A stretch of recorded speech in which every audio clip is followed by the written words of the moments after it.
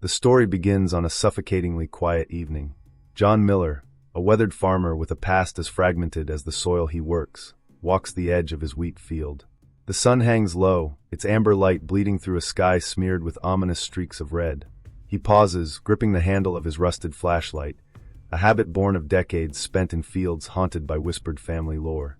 The flashlight flickers as his gaze locks onto something unnatural in the center of the crop, a series of perfect, concentric circles etched into the wheat, as if carved by an invisible hand. John feels a shiver crawl up his spine, a coldness that doesn't belong to the summer air. The field, once alive with the gentle hum of crickets, now lies in an unnatural silence, the only sound his own labored breathing. Each step toward the circles feels heavier than the last, the wheat brushing against his legs like skeletal hands trying to pull him back. The flashlight casts long, distorted shadows that seem to twist and shift when he isn't looking. As he steps into the largest circle, a strange vibration pulses through the ground, resonating through his boots and into his chest. The air grows thick, almost gelatinous, making it harder to breathe.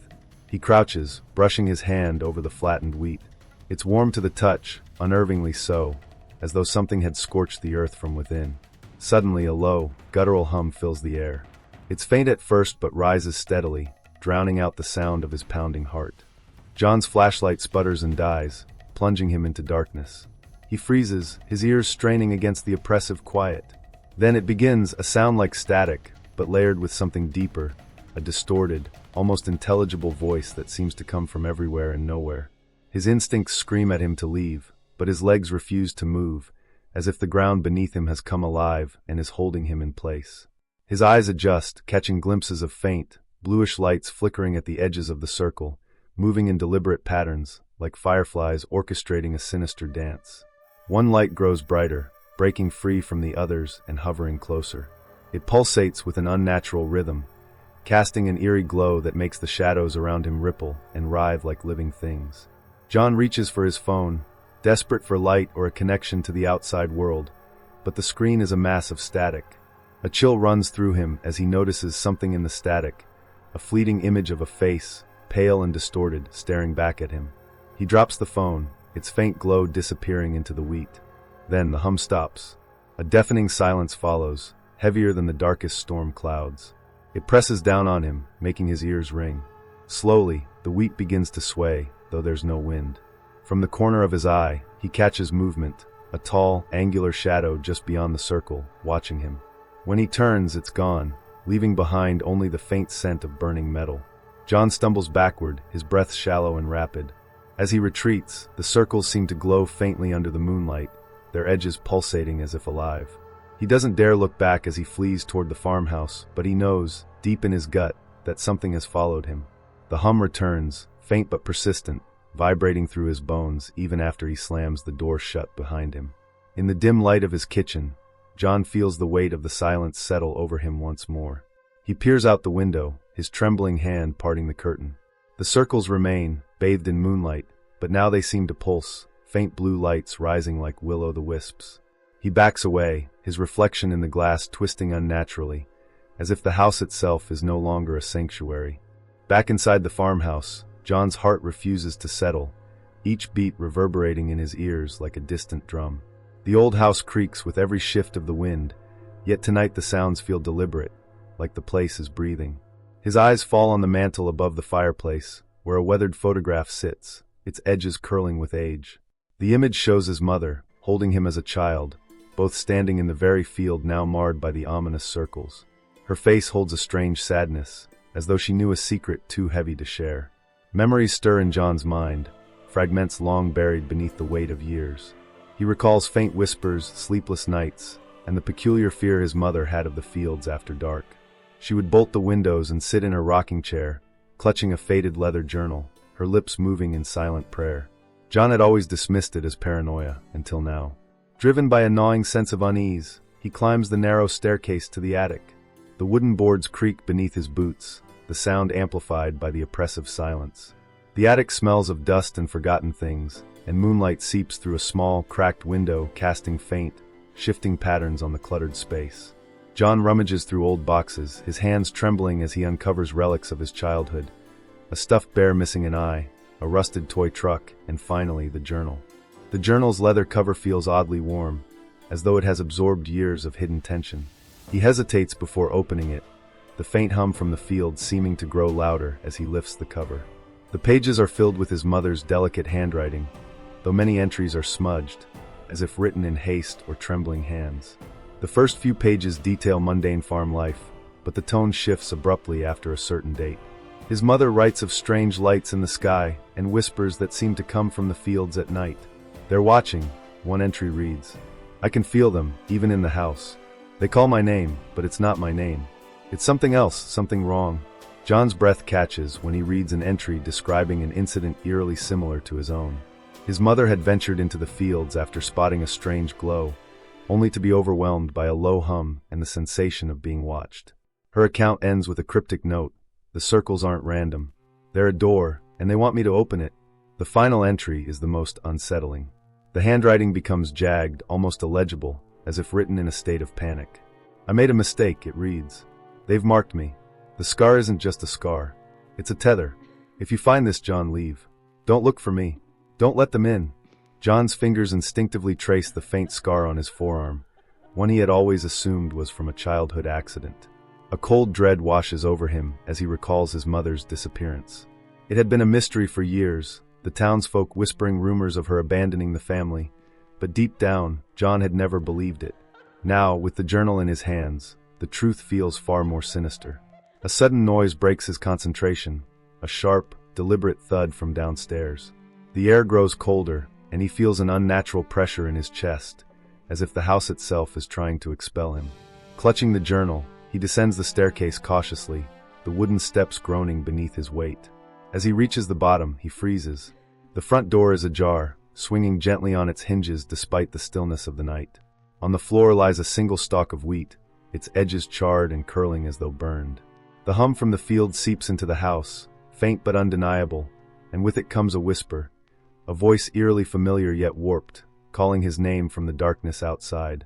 It's his mother's voice. John steps back, gripping the journal tightly as the voice grows louder, more insistent. "John," it calls, tinged with an otherworldly echo. "Come back to the field. I need you." His rational mind screams at him to stay inside, but the pull is undeniable, like an invisible hand guiding him toward the door. He looks back at the journal, the final warning scrawled in his mother's hand flashing in his mind. "Don't let them in." His resolve falters when he notices something horrifying. His reflection in the hallway mirror is smiling, though his own face is frozen in terror. The reflection's hand raises, pointing toward the door, and his mother's voice whispers one final time, "It's time, John." John stands frozen in the dimly lit hallway, the journal trembling in his grip as the reflection in the mirror grins wider, its eyes glinting with a malevolence that doesn't belong to him. The voice, his mother's, or something cruel imitating it, calls again, now layered with static, as if spoken through a broken radio. The door creaks wider, revealing the night outside, where the fields glow faintly under a sickly moonlight. Every instinct tells him to run, but his feet feel rooted to the spot, as if the house itself is conspiring to trap him. He tears his gaze from the mirror and focuses on the journal, flipping frantically through its pages for guidance. His mother's warnings echo in his mind, but they offer no clear answers. Then his scar begins to burn, a searing pain that forces him to his knees.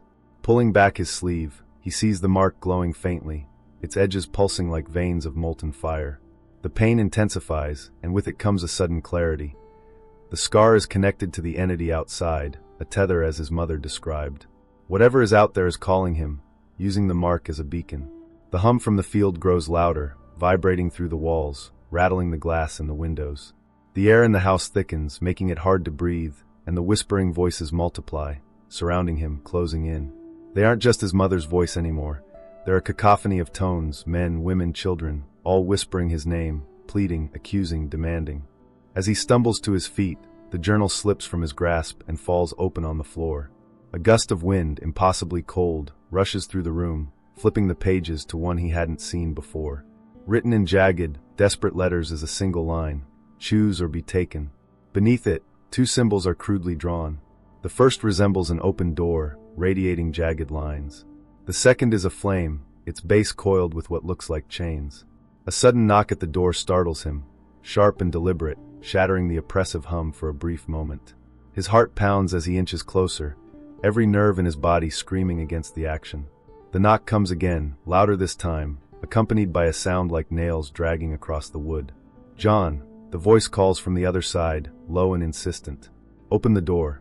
"It's me." He knows it's a lie. Deep down he knows. But the voice tugs at something primal. Hope, desperation, the longing for a connection long lost. He glances at the journal, the symbols burning into his mind. The meaning is unclear, but he feels the weight of the choice pressing down on him. If he opens the door, he might reunite with his mother, or whatever is pretending to be her. If he doesn't, the entity might take him anyway, using the scar as its anchor. The second symbol, the flame, feels like a warning, but also an offer of defiance. Could he burn the tether, sever the connection? But at what cost? The knocking stops, replaced by a scraping sound as though claws are dragging across the door. Then from the corner of his eye, he sees movement, his reflection in the mirror. It's no longer smiling, but staring at him with an expression of pure malice. Slowly, it raises a hand, placing it flat against the inside of the mirror, as though trying to push through. John's breath quickens as he backs away from both the mirror and the door. The hum crescendos, shaking the walls, and the whispers grow deafening, overlapping until they form a single guttural command. "Choose." Trembling, he reaches for the journal, his scar burning hotter with every second of hesitation. He knows that either choice could lead to his doom, but the indecision is unbearable, the pressure mounting as the house seems to close in around him. Finally, he grabs a nearby candle and lights it, holding the small flame close to the journal. The voices scream in unison, a sound so piercing it feels like his skull is splitting. The flame flickers violently as he hesitates, the journal heavy in his hands. Just as he's about to drop the book into the fire, the door bursts open, slamming against the wall with a force that rattles the entire house. The night outside is no longer the quiet darkness of the countryside. It's a swirling void, alive with shifting lights and impossible shapes. Standing in the doorway is a figure, tall and angular, its limbs too long, its face a void of shifting shadows. It raises a hand, pointing at John, and though it has no mouth, he hears its voice as clearly as his own thoughts. The tether cannot be burned. John screams, the journal falling from his hands as the flame extinguishes itself. The figure steps forward, its form rippling as if barely contained within reality. His mind races as he realizes the choice isn't just his, it was his mother's too. And she chose wrong. The entity extends its hand toward him, the scar on his arm glowing brighter, pulsating in sync with the circles in the field. The pressure in his chest becomes unbearable as his vision blurs, and he feels himself being pulled toward the door, toward the void. In a final act of desperation, John grabs the journal again, this time holding it tightly as he whispers the words scrawled on the pages, words he doesn't understand but feels compelled to speak. The room erupts in light, blinding and searing, as the entity lets out a soundless scream. When the light fades, John is alone, the door shut, the journal blank. But the scar remains, faintly glowing, a reminder that the choice was only the beginning. The house is quiet again, but it's a silence that feels unnatural, like a predator waiting in the dark. John slumps to the floor, the journal lying blank and lifeless at his side. His scar still glows faintly, pulsing in rhythm with his erratic heartbeat. He stares at it, willing the glow to fade, but it persists, a reminder that whatever he encountered hasn't truly left. The shadows in the room seem to thicken, crawling along the edges of the walls like ink spilled across a page. The candle he lit earlier flickers weakly, its light barely penetrating the encroaching darkness. A faint noise breaks the stillness, a whisper, low and drawn out, like the rasp of dry leaves brushing together. It seems to come from everywhere at once, weaving through the air, wrapping itself around him. "John," the whisper breathes, soft yet sharp enough to slice through his thoughts. He snaps his head toward the sound, but there's nothing there, only the faint movement of the shadows that seem to retreat as he looks directly at them. He stands, clutching the candle, and takes a hesitant step toward the hallway. The air grows colder with each step, biting at his skin like frost. The whispering grows louder, layered now with other voices, some familiar, others entirely foreign. They overlap, creating a chaotic symphony of sound that seems to burrow into his mind. He tightens his grip on the candle, its small flame his only comfort in the suffocating darkness. As he moves, the floorboards beneath him creak louder than they should, the sound reverberating through the empty house. His reflection in the mirror at the end of the hallway catches his eye. At first glance, it seems normal, but as he moves closer, his reflection lags behind, its movements out of sync. It stops entirely, standing motionless as John continues forward. His breath catches in his throat as the reflection tilts its head unnaturally, staring directly at him with eyes that gleam like polished glass. The whispering intensifies, now emanating from the mirror itself. He takes a step back, and the reflection steps forward, its face twisting into something grotesque. A pale, hollow version of his own, with a mouth that stretches impossibly wide as it begins to mimic the whispers around him.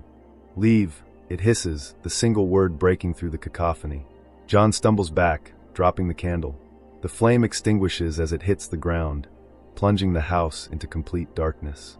Panic sets in as he fumbles for the journal, his hands trembling. He doesn't know what he's looking for, an answer, a prayer, anything, but the pages remain blank. The whispers grow louder, surrounding him, filling every corner of the room.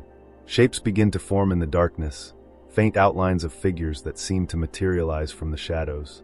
They aren't fully human, tall, elongated forms with limbs that stretch unnaturally and faces obscured by shifting blackness. Their movements are erratic, twitching and jerking as if struggling to maintain their form. One of the figures steps closer, its presence overwhelming. John feels its gaze, though it has no eyes, and the air around him grows heavier, crushing the breath from his lungs. Desperate, he retreats toward the kitchen, his foot catching on something soft and cold. Looking down, he sees the stuffed bear from his childhood, its single eye glinting in the faint light filtering through the cracked window. The whispers shift, now taking on a mocking tone, echoing memories of his mother's lullabies.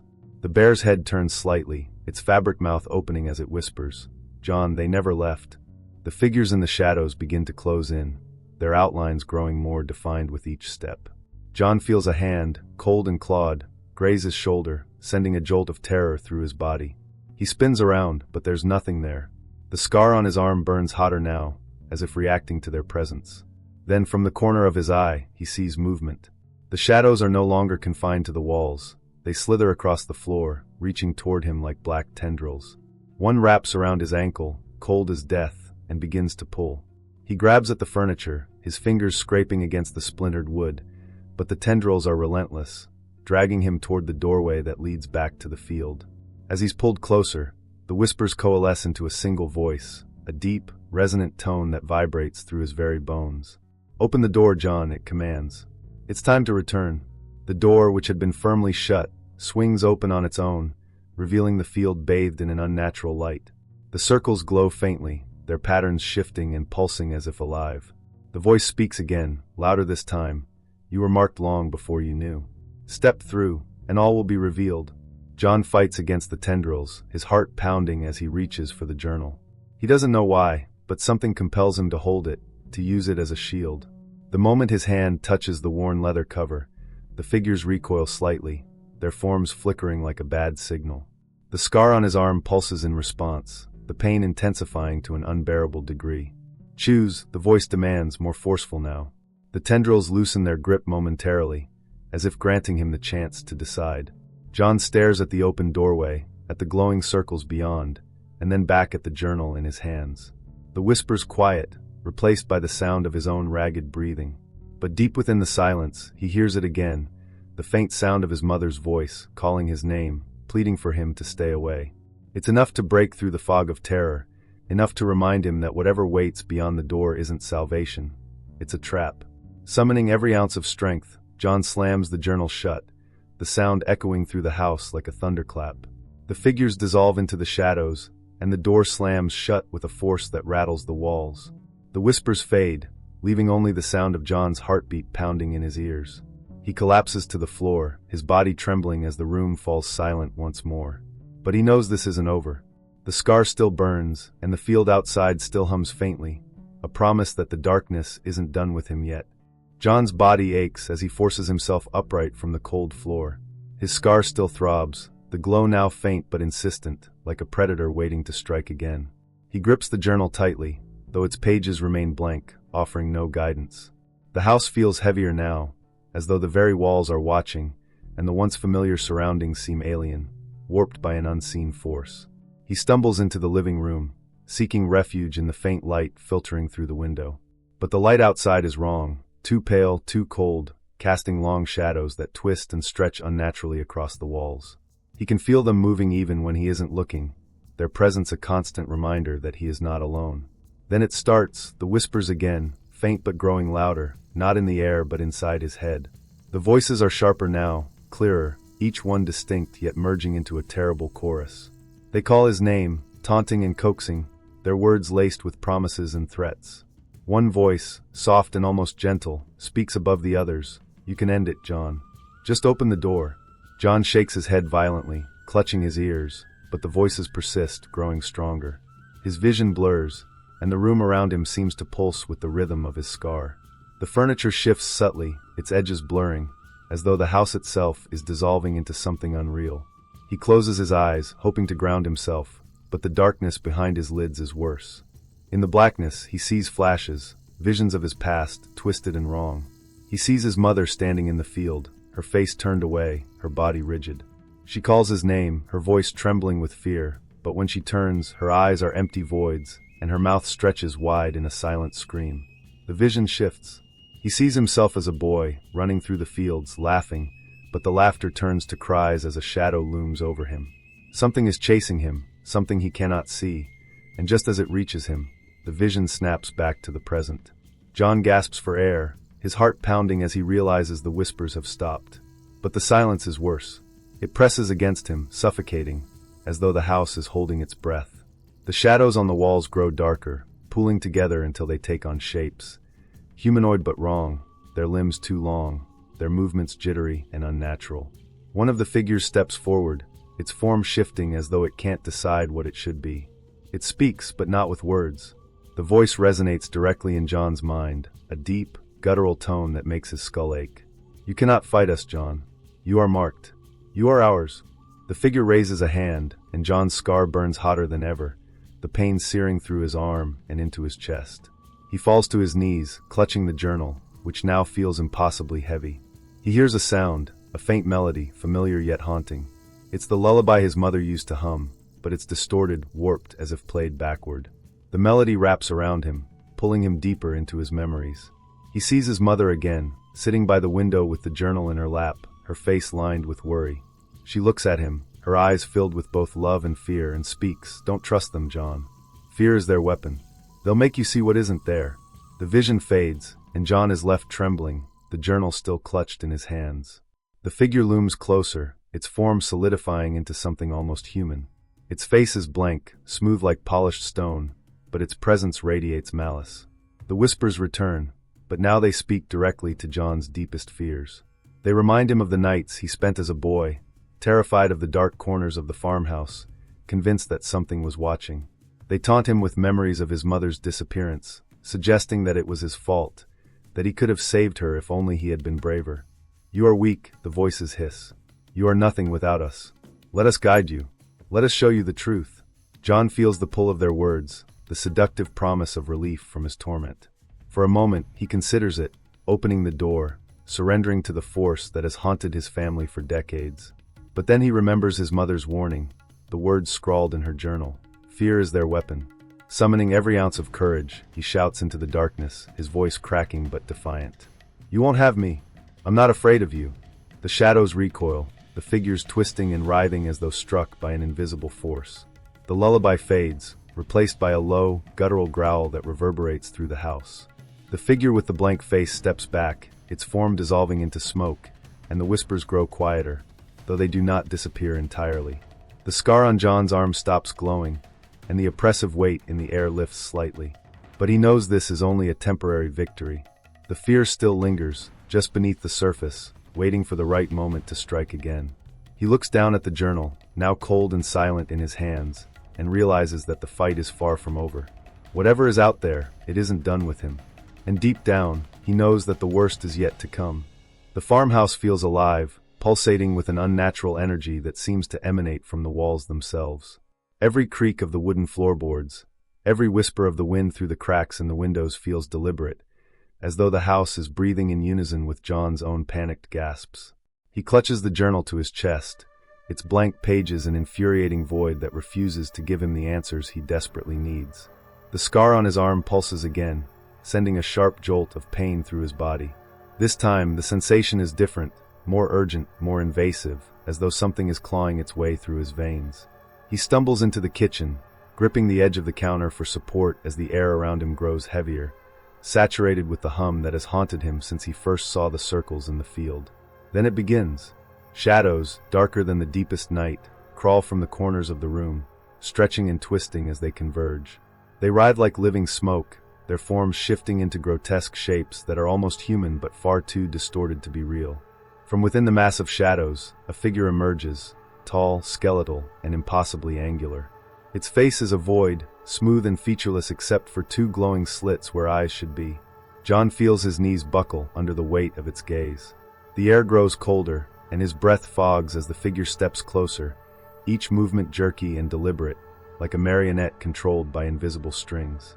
The hum deepens, resonating in John's chest, and the voices return, no longer whispers but a cacophony of screams, laughter, and guttural growls, all speaking in a language he doesn't understand.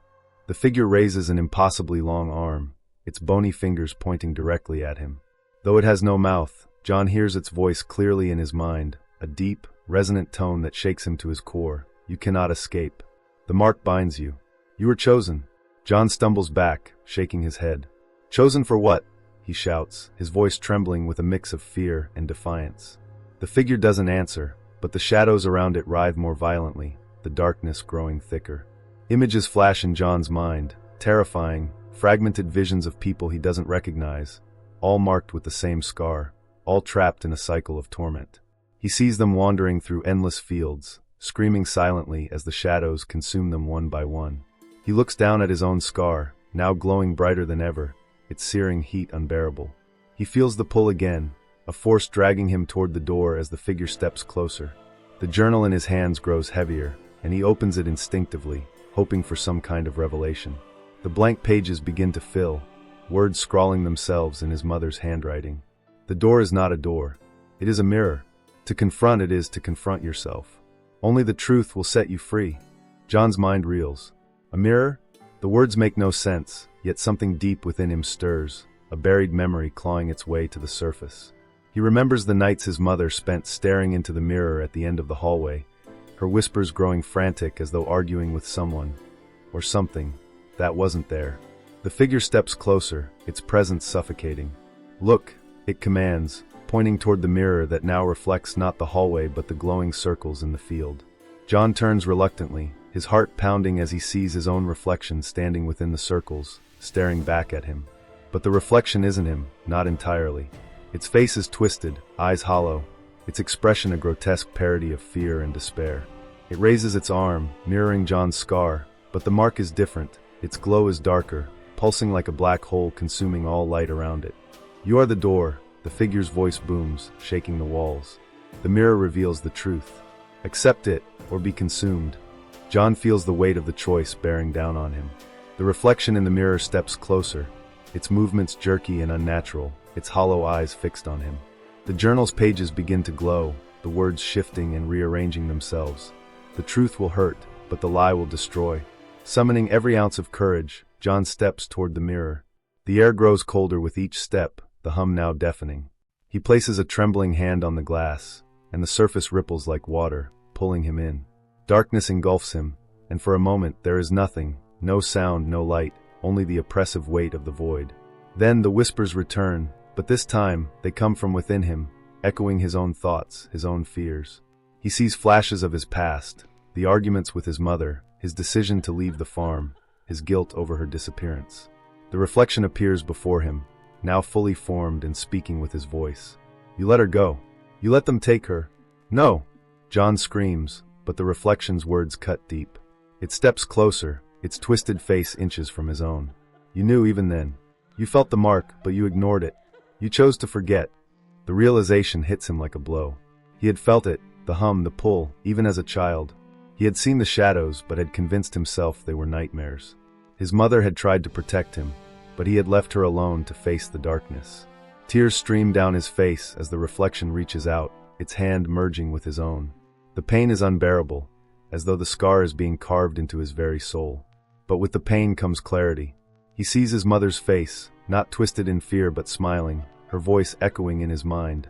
The truth will set you free. John opens his eyes, and the void dissolves. He stands in the field, the circles glowing faintly beneath his feet. The shadows are gone, and the scar on his arm no longer burns. The farmhouse looms behind him, silent and still, as though it has been waiting. But he knows this isn't the end.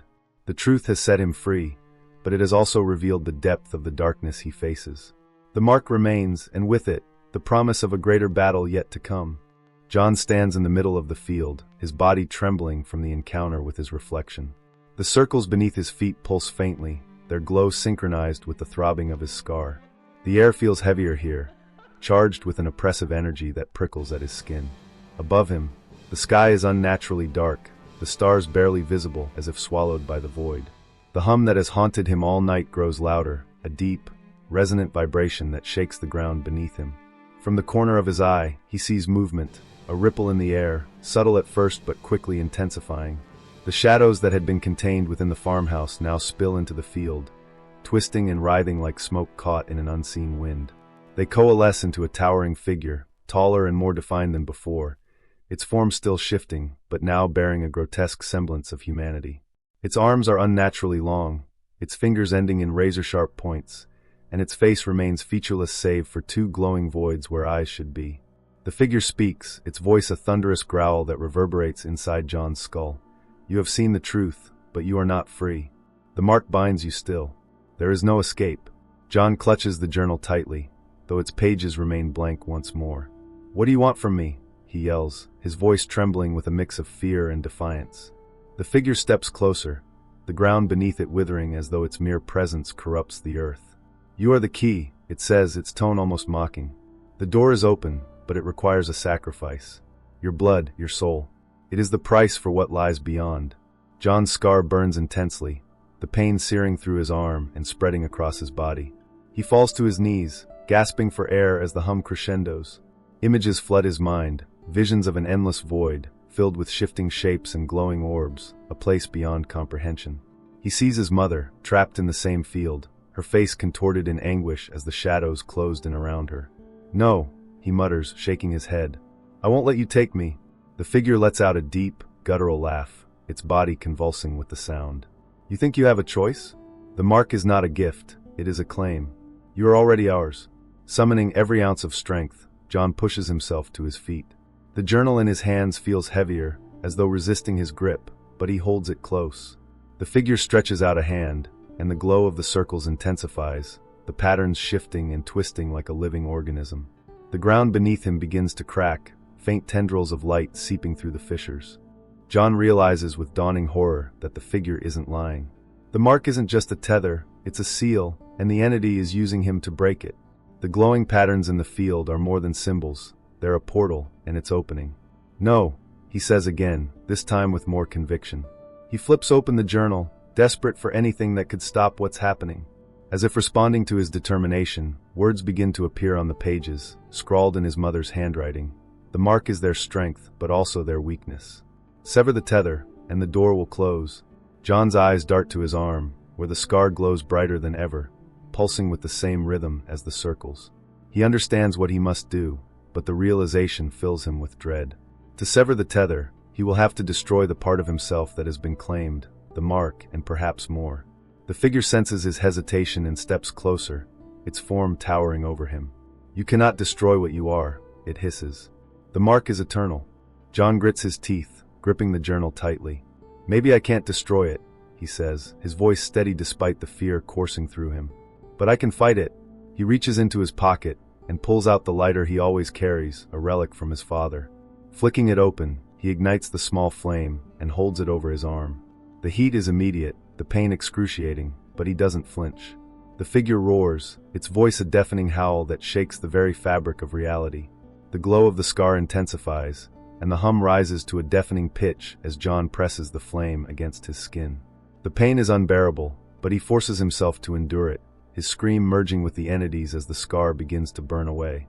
The light from the circles flickers, and the tendrils of shadow recoil violently, writhing in agony. The figure lunges at him, its form unraveling as it reaches for his throat. But just as its clawed hand is about to strike, the scar bursts into a blinding light, engulfing both John and the entity. The hum ceases abruptly, replaced by an oppressive silence. When the light fades, John finds himself alone in the field. The circles are gone, their patterns erased, and the ground is undisturbed, as though nothing had ever happened. His arm is scarred but no longer burns, and the journal lies closed at his feet. He collapses to the ground, his body trembling with exhaustion. The sky above is clear, the stars shining faintly, and the oppressive weight that had lingered for so long is finally gone. But as he looks toward the farmhouse, a faint whisper carries on the wind, barely audible but unmistakable. "We will return." John picks up the journal and begins walking toward the house, knowing that the fight is far from over.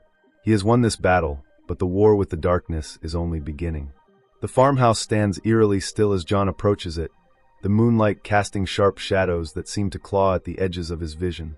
Every step feels heavier than the last, his body weighed down by exhaustion and the lingering dread of what just occurred. The journal is tucked under his arm, its once blank pages now filled with cryptic writings that seem to shift whenever he tries to read them. Inside, the house is unchanged, yet profoundly different. The walls no longer seem to breathe, the oppressive hum has vanished, and the shadows that once crept along the corners are now still. But the silence is not comforting.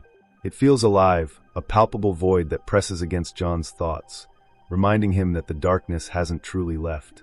He places the journal on the kitchen table and slumps into a chair, his hands trembling as he rubs at the scar on his arm. It's no longer glowing, but the mark is raw and red, a permanent reminder of his connection to whatever force had claimed him. He stares at it, the memory of the entity's voice echoing in his mind. "You are the key." The house creaks softly, and John's eyes dart toward the hallway. The mirror at the end reflects the dim light of the kitchen, but something about it feels wrong. He rises slowly, his heart pounding as he steps closer, his boots heavy against the wooden floor. When he reaches the mirror, his reflection stares back at him, but it doesn't move as he does. The figure in the glass stands perfectly still, its eyes darker than they should be, its face devoid of emotion. John raises his hand, testing it, and the reflection finally mimics him. But there's a delay, a split-second lag that makes his skin crawl. "Is it over?" he whispers to himself, but the reflection's lips don't move. Instead, a faint whisper emanates from the glass, a voice he can't place, neither male nor female, but filled with a haunting familiarity. "Not yet." John stumbles back, his breath quickening as the reflection begins to change. Its face warps, the features twisting into a grotesque parody of his own, the hollow eyes now glowing faintly. The reflection tilts its head, as if studying him, and then raises a hand, not mirroring him this time, but reaching toward the glass as though trying to break through. The journal slams shut on the table behind him, the sound echoing through the silent house. John spins around, his eyes darting between the mirror and the book. The air grows colder, frost creeping along the edges of the glass and the table, and the faint hum he thought he had escaped begins to return, vibrating through the floorboards. He approaches the journal cautiously, his hands shaking as he flips it open. The pages are no longer blank. They're filled with new writing, frantic and scrawled, as if written in a hurry. The words repeat over and over. "They never leave. They never leave. They never leave." The whispers grow louder, not from the mirror this time, but from the walls, the floor, the very air around him. The voices are fragmented, overlapping, some pleading, others mocking. He clutches his head, trying to block them out, but one voice cuts through the noise, a voice he recognizes. "John!" It's his mother. He turns toward the mirror again, and this time the reflection is gone. Instead, the glass is dark, like the surface of a deep, still lake. Slowly, an image begins to form within it. The field, the circles glowing faintly under a starless sky. Standing in the center is a figure, a woman. She turns slowly, and John's heart stops as he recognizes her face. "Mom," he whispers, his voice cracking. The figure in the mirror raises a hand, beckoning him. Her expression is one of sorrow, her eyes filled with a mix of love and warning. But as he takes a step closer, the image shifts. Her face begins to distort, her features twisting into something inhuman, her mouth opening impossibly wide in a silent scream. The glass cracks, a jagged line splitting the image in two, and the whispers reach a deafening crescendo. John stumbles backward, his vision blurring as the room seems to collapse around him. The walls stretch and warp, the floor tilting beneath his feet. He grips the edge of the table, the journal falling to the ground with a dull thud. Then, as suddenly as it began, the chaos stops. The whispers fade, the mirror returns to normal, and the house falls silent once more. John sinks to his knees, gasping for air, his hands trembling as he picks up the journal. He opens it to the first page, and a single line is scrawled in bold, jagged letters. The mark is only the beginning. A chill runs down his spine as he looks around the room. Everything seems normal, but he knows better now. The entity is gone, but the mark on his arm remains, a tether to a force he still doesn't fully understand. He glances at the mirror one last time, but his reflection stares back at him, unchanging. He leaves the journal on the table and walks out onto the porch, the night air cold against his skin. The field is quiet, the circle's gone, but the unease lingers. He looks up at the sky, now filled with stars, and feels their distant gaze as if the universe itself is watching him. As he steps back inside, the door creaks softly behind him. The house is quiet again, but John knows the truth. The darkness hasn't left, it's waiting, watching, biding its time. And deep down, he knows the battle is far from over. From the corner of the room, a faint whisper carries on the wind, barely audible but unmistakable. We will return,